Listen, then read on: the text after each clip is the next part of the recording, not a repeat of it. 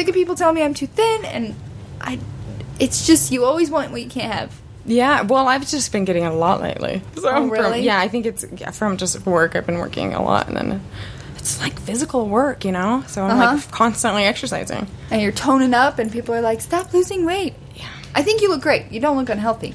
Well, but you don't need tell that to my mom. No. Oh, moms will and my always... husband. No.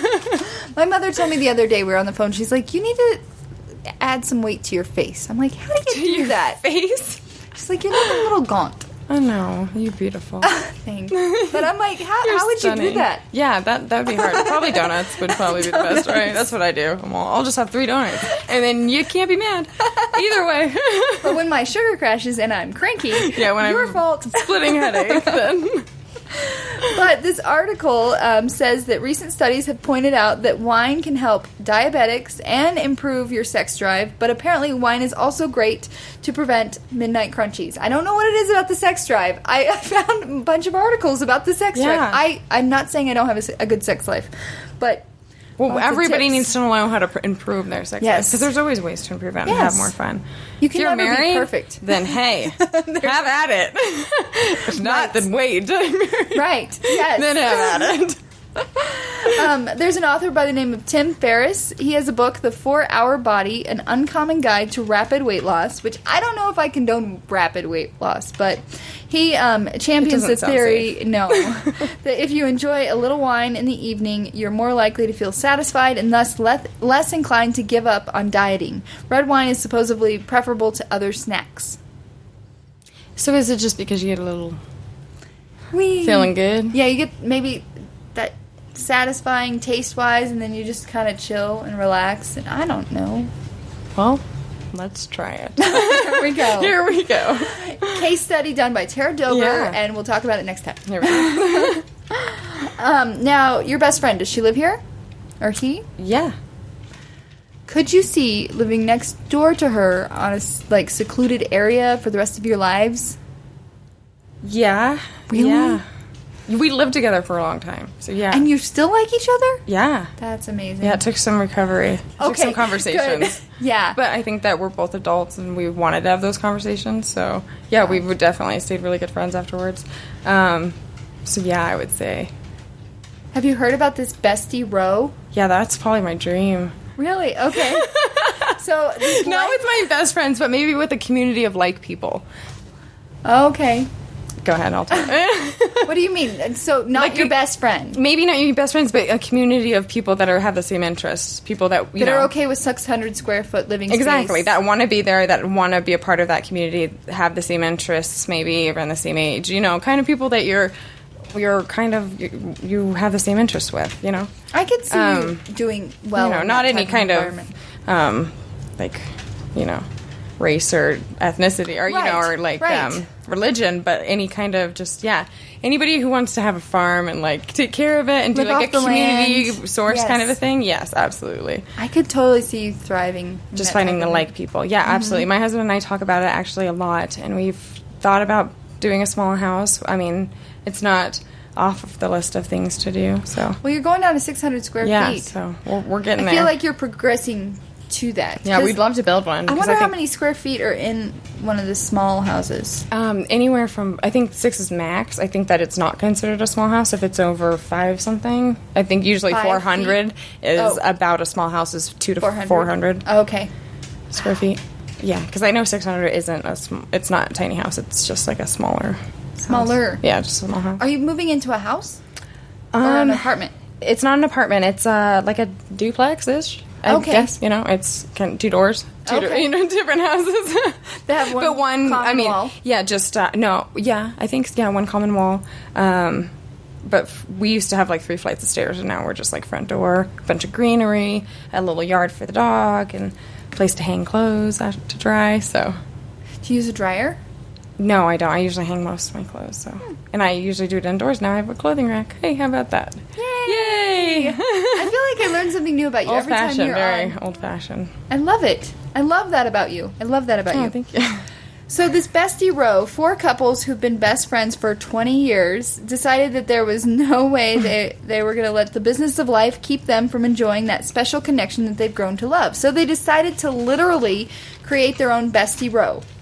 Now, they were all fans of tiny houses and the tiny house movement, and decided to build their own little compound based around the idea. They employed the assistance of an architect by the name of Matt Garcia to make their dream come true.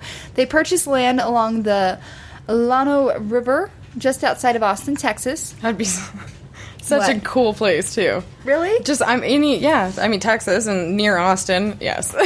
Is that one of your places? I think, I like Austin a lot. I've not been. I do. I've been outside of Austin. I'm not here, but a few hours outside of Austin, and still, it's just open and still beautiful. What's the draw of Austin for you?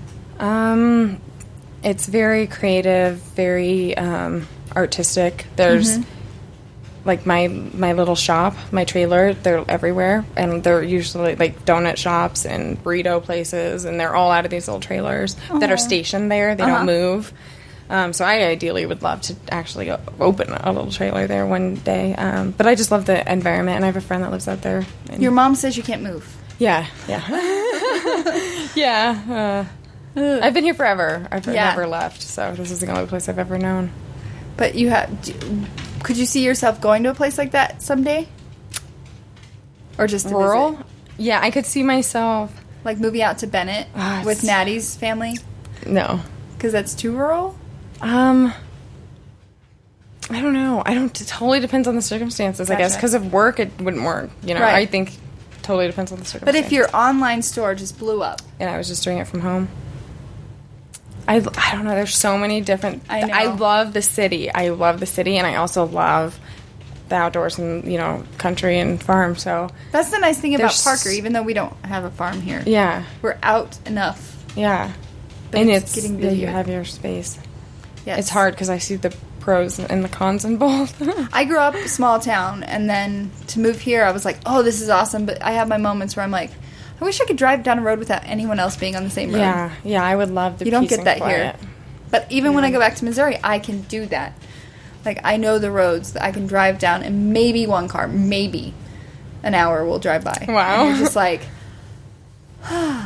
me and God's land. Love it. Wow. So these couples, they considered doing one large house. However, they realized that personal space is a necessity. So they built a 1,500 square foot community building with a kitchen, dining area, and space for guests and activities. And the individual homes are 400 square feet cabins. That's wonderful, yeah. Running That's about so $40,000 a piece. I would be totally into that, absolutely. I could see I would just that. need to find the right people to do it with. We don't have like a huge group of best friends or anything that are into that kind of living, so that's why it would be hard to say. But yeah, I would love to do it in Denver. Like find a spot in Denver to do something like that. In Denver, that would be hard. Yeah, there's people everywhere here. Yeah, there really is. But buying a lot or buying a parking lot or something and getting the zoning to be able to build housing or something on it would be... And make a community garden. Yeah, exactly. In the community. I've watched documentaries and just heard how, like third world countries and stuff, their happiness thrives on community and being around people and living in a shared space. And see, I feel like I'm the opposite. Like, I'm a homebody. I'm like, whew. Yeah. Get me away from people. Let me restart. Let me refresh. Then, okay, push me back out there. Yeah. I don't thrive on that. I'm definitely an enclosed kind of person, too. But I like... It's that introvert. That's why I think the personal space is awesome. And then being like, oh, let's cook dinner once a week and have a together thing. But, yeah. Do you think they fight over, like, oh, you ate my Doritos? I don't know. Or my kale chips. You ate my kale chips. I don't know. That would be interesting. Yeah. I think it would, because I lived with a friend once, and that, like, our relationship was never the same. It was hard, and I couldn't imagine planning a house, like a neighborhood, let alone a 400 square foot home, right next to people that I like.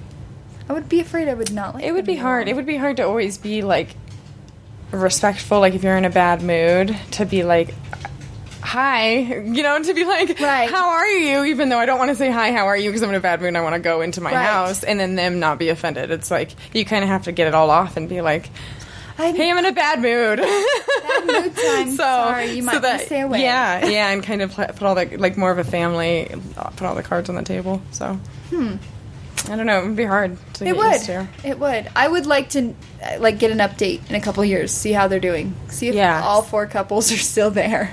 Yeah, Did like I anyone said, get like voted off of interest. the- You gotta find somebody with like interests, have the same morals, and want the same thing as you. Right. And like, then if one person has a sensitivity to smells, like, they're out. Like, you can't be in the group. No. you don't like my lavender, I'm sorry. Peace out. All right. Well, thank you so much for coming. And again, you're going to be back in a couple weeks. Yeah, you're going to bring the entertainment news with you. I'm bringing entertainment news. I am so excited. I'm bringing the hip hop news with me. I am so excited. I'm not going to do any prep when it comes to entertainment news. Okay. Hollywood Happenings is all Tara. I'm gonna find some good stuff. June 8th. You'll be Okay. back. And you're going to update your calendar of events. Yeah. Oh, on the website. Oh, yes. And you can then email I'll email that it to to me, you, and then everybody can we'll see. post it on twogirlsandbottleofwine.com and on our Facebook. And Perfect. thank you so much, Tara. I know thank you're you. busy. You're moving. Ooh. Thanks for stopping by. Yeah. Thank you for having me. All right. Bye. Bye. Thank you guys so much for listening. You found us once, but can you find us again? Make sure and check out our website at twogirlsandabottleofwine.com. You can listen to us on Podbean, Spreaker, iHeartRadio, Rockin' Comedy Radio, iTunes, Stitcher. All of our links can be found on Tumblr and Blogspot. Thanks, and we'll see you again soon.